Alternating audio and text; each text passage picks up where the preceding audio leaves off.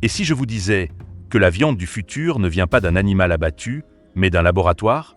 Une viande sans élevage, sans sang, sans souffrance. Seriez-vous prêt à la goûter? Accrochez-vous. Ce que vous allez découvrir pourrait bien changer votre vision de l'alimentation à jamais. La viande cultivée en laboratoire, aussi appelée viande in vitro, n'est plus de la science-fiction.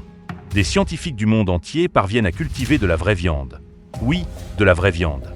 À partir de cellules animales, sans tuer le moindre être vivant.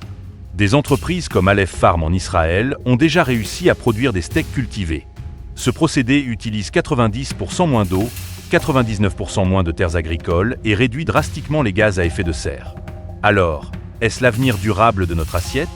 L'élevage industriel est responsable de près de 15% des émissions mondiales de gaz à effet de serre. Et pourtant, la demande de viande ne cesse d'augmenter. Face à la crise climatique, la viande cultivée pourrait bien être une des clés pour sauver notre planète.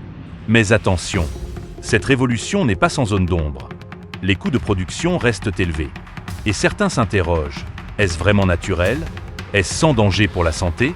La viande cultivée fait face à des défis d'acceptation. Certains consommateurs expriment des réticences liées à la naturalité et à la sécurité de ces produits. Singapour a été le premier pays à approuver la vente de viande cultivée. D'autres nations, comme le Royaume-Uni, explorent également cette voie, notamment pour l'alimentation animale.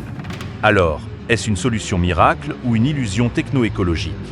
D'ici 2050, nous serons près de 10 milliards d'humains.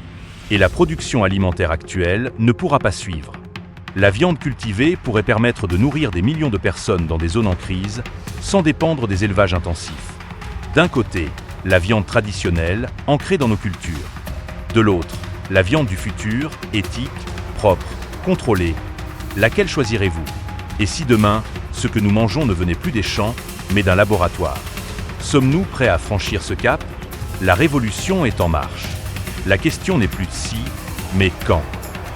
La viande de laboratoire est-elle l'avenir, ou juste une mode passagère? Dites-nous en commentaire ce que vous en pensez. Et surtout, abonnez-vous pour plus de vidéos sur le futur de la science, de l'alimentation et de notre planète.